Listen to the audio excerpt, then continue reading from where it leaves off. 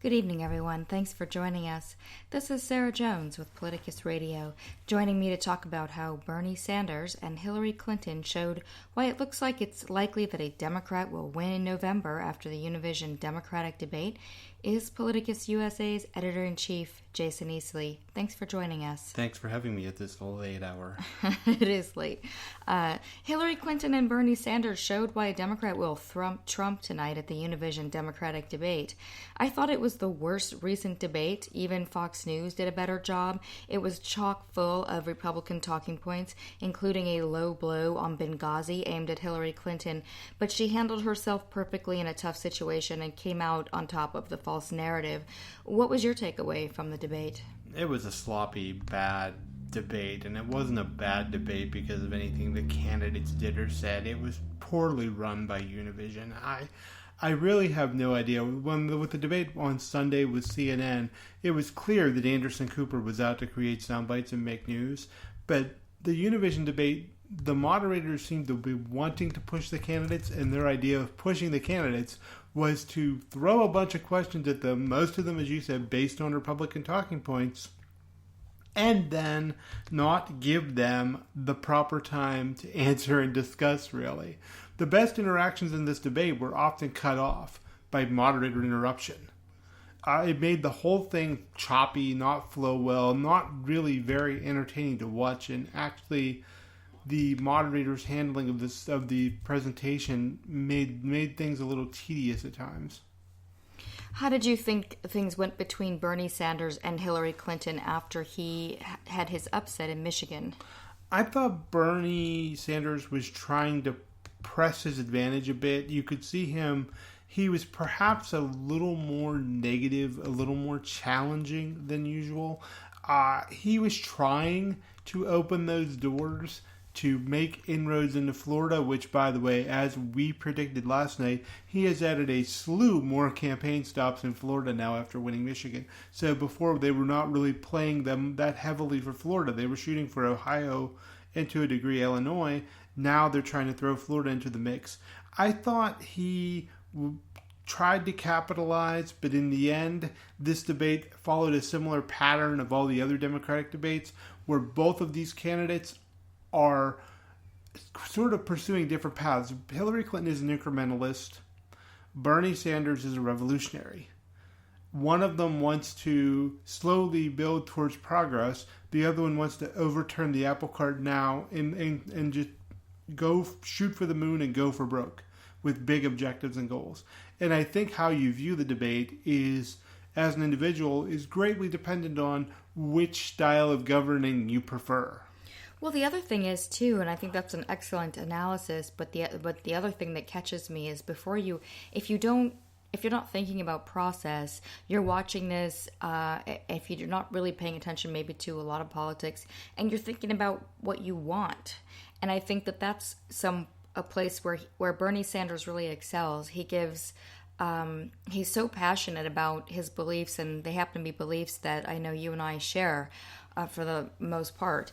And it's, you listen to him talk about this stuff and you feel like this is what we want. We want a country that's like this.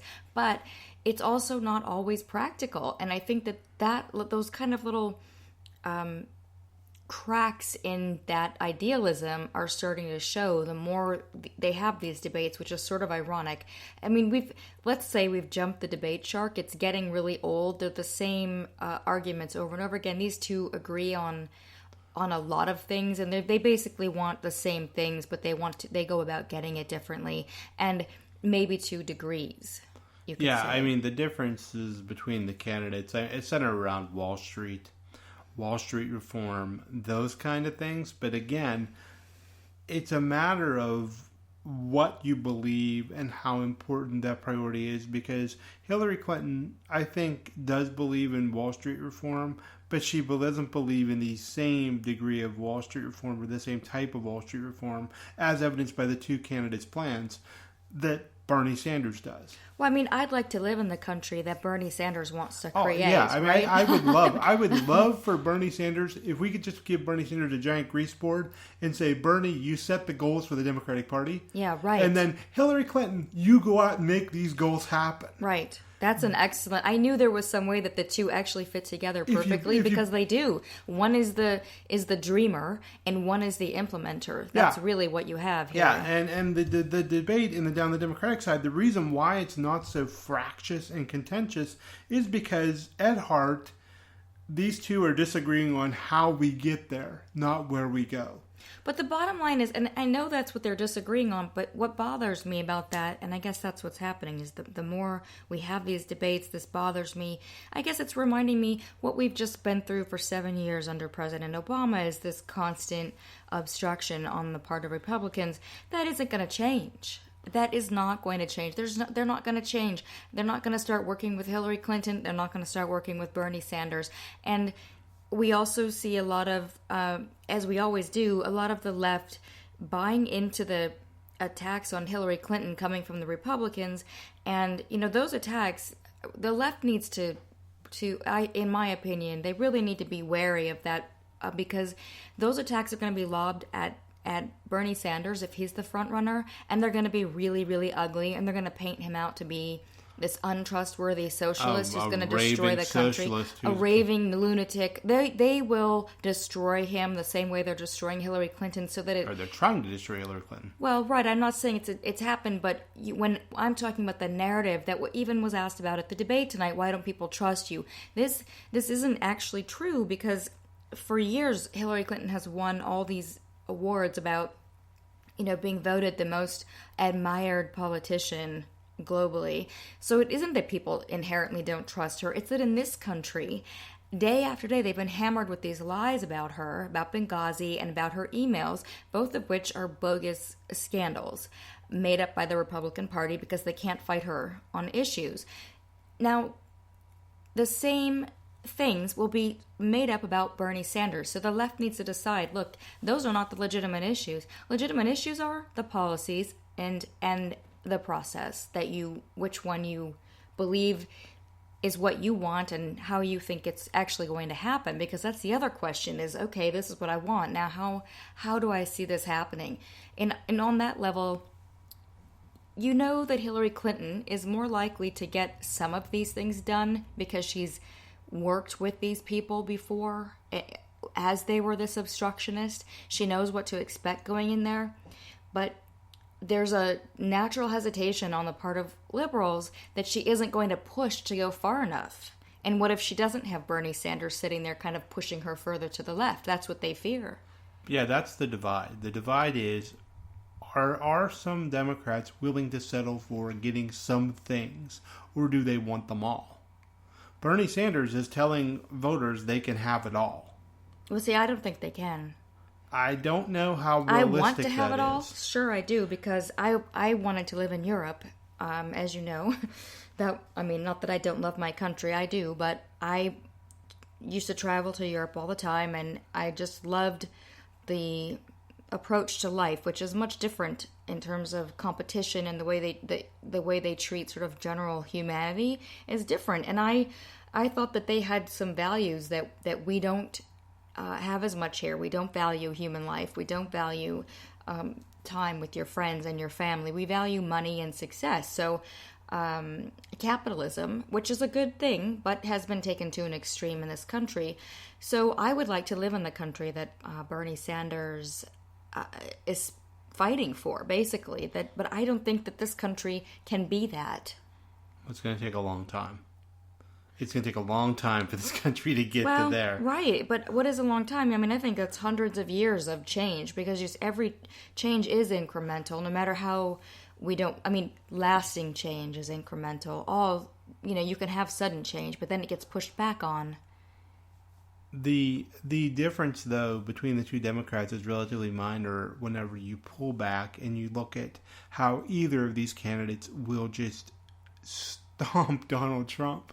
And you could see it over and over again. One of the things that was really obvious in this debate tonight was both of these candidates, whether it's Hillary Clinton or Bernie Sanders, they have different tools in their toolboxes, but they are both very well equipped to handle Donald Trump. Oh yeah, both of them can slay him. And they will just stomp Donald Trump. Yeah. And And the thing, that's what just, I was watching this debate, and in between working through the muddle of the moderation, you could just see every time Donald Trump was asked, they both had two approaches. And I found it rather illuminating that Hillary Clinton was playing her cards close to the vest and wouldn't say too much about how she would necessarily take on Trump with her answer right. about Trump's racism and everything.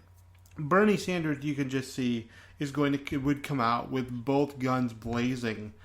And he may be the only person, if you want to say they're going to fight it on an energy level of just bombacity, Sanders could shout down Trump. Yeah, he could, and he also has a quality of integrity about him that doesn't exist with Donald Trump. Right, with contrasted with Trump is very apparent, and I think would be very unfortunate for Donald Trump. So yeah. Whereas Hillary Clinton, I think it would be more like surgical precision. Oh, she would destroy I think the Clinton camp has a comprehensive plan already for Trump. They have a book already ready to go. I think it would involve, and I'm not saying the Sanders nominee, he would probably implement much of the same techniques, but I think it would involve comprehensive advertising, messaging. I think it would just, whoever wins the Democratic nomination is going to have an absolute field day campaigning against Donald Trump. And I mean, I'm not saying it's going to be easy. It won't be easy. It's going to be ugly. This is going to be a very negative election, but it's going to, there's just so much material there that they're going to be able to just literally pick their lines of attack and go. All right, well, let's pretend that that's not going to happen, because I'm still living in a little teeny bubble where Donald Trump isn't going to be the nominee. Yeah, just let me have my. Okay, well, when they run against Ted Cruz, it's just as bad, almost. Nah, I don't. When they run against Marco Rubio, do you know the weird thing is? Ted Cruz actually, Donald Trump seems like Hitler. I mean, he has Hitler tendencies. He always shows them every day. Again today with the reporter that was, rustled to the ground practically. More people tossed out of his rally today. He clearly has these leanings that make me very uncomfortable. That probably should make any sane person uncomfortable. But there's some reason that Ted Cruz is almost creepier. I don't know where to. I can't make that land yet. I don't know what it is about him. It's more about his persona. And all of the women I know have the same reaction to him. It's just sort of, I wouldn't want to meet you in a dark alley. It's just, there's something. While Trump is a sleazy used car salesman, self-promoter, he just comes off as kind of sleazy, Donald Trump, to be honest. Ted Cruz comes off as someone you wouldn't trust to babysit your kids. Right. That's exactly it. Yeah. Now, let me ask you about the debate, because I opened with this, but we didn't get into it. For anyone who didn't see the debate tonight, the questions that were asked specifically of Hillary Clinton were very, they were premised on Republican talking points and accusations as if they were real. She was asked about lying about Benghazi to the family members, and then they played a tape of a family member talking on Fox News and accusing her and members of the Obama administration of lying, which has all been debunked. I don't know why they would. I understand you have to ask the hard questions, but the hard questions should not accept as fact a political accusation that has been debunked over and over again and is easy to be done. I can see why they would want to put that out there, perhaps as but it could have been worded this way: your opponents will say. Yeah.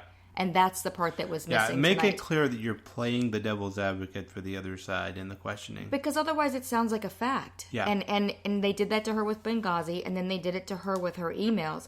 And they actually asked her if she should be running, if she's going to be indicted. Well, and you brought up the fabulous point that. And by the way, I just want to say that's an ad that Republicans run. You see it all over the internet right now. Should Hillary Clinton even be running since she's going to be indicted? That's the narrative that they're trying. So he asked that as if that was a legitimate fact. And the other point you brought up, which I thought was excellent, as we were watching the debate, you said they asked these questions to Hillary Clinton like about Benghazi or the emails, and then they say to Bernie Sanders, why do you think no one trusts Hillary Clinton? Right. Well, actually, that wasn't me. Somebody tweeted that to me.